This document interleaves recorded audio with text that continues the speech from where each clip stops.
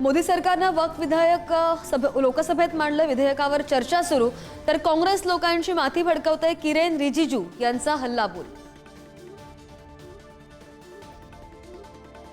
सत्तेच्या खुर्चीसाठी काही जणांनी हिंदुत्व सोडलं, ठाकरेंच्या शिवसेनेच्या भूमिकेवर शिंदे सेना आणि भाजपाचे टीकास्त्र।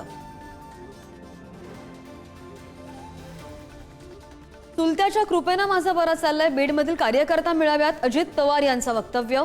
तर बीडमधील वाळू राख खंडणी गँगला सुतासारखं सरळ करायचंय, दादांचा इशारा।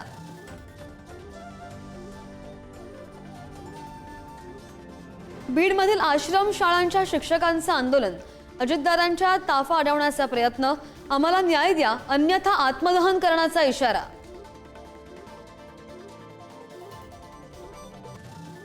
दिशा सालियान प्रकरणाची सुनावणी न्यायमूर्ती सारंग कोतवाल यांच्या खंडपीठासमोर होणार।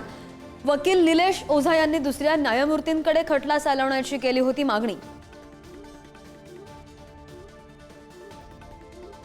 स्टँडअप कॉमेडियन कुणाल कामराचा पुन्हा एकदा सत्ताधाऱ्यांवर निशाणा, राजकीय शस्त्रानं कलाकारांची मुस्कटदाबी आणि अभिव्यक्ती स्वातंत्र्याचा गळा घोटण्याचं काम सुरू, एक्सपोज करत कामराची टीका।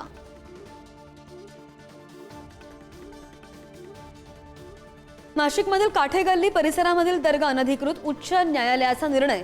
नाशिक पालिकेने दर्ग्याच्या भिंतीवर लावली नोटीस, 15 दिवसांमध्ये अनधिकृत दर्गा काढण्याची सूचना।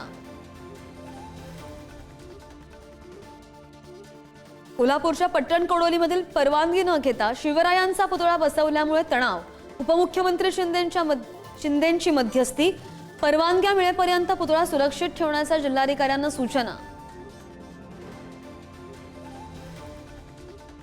विरार अंधेरी लोकलमध्ये प्रवाशांमध्ये तुंबळ हाणामारीचा व्हिडिओ सोशल मीडियावर व्हायरल। दररोज प्रवास करणाऱ्या गटाची प्रवाशांवर दादागिरी। बुलढाण्यामधील शेगाव खामगाव महामार्गावर तिहेरी अपघात, खासगी बस, एसटी बस आणि 4 चाकी गाडीचा अपघात। अपघातामध्ये 5 जणांचा मृत्यू, 24 जण जखमी असल्याची माहिती।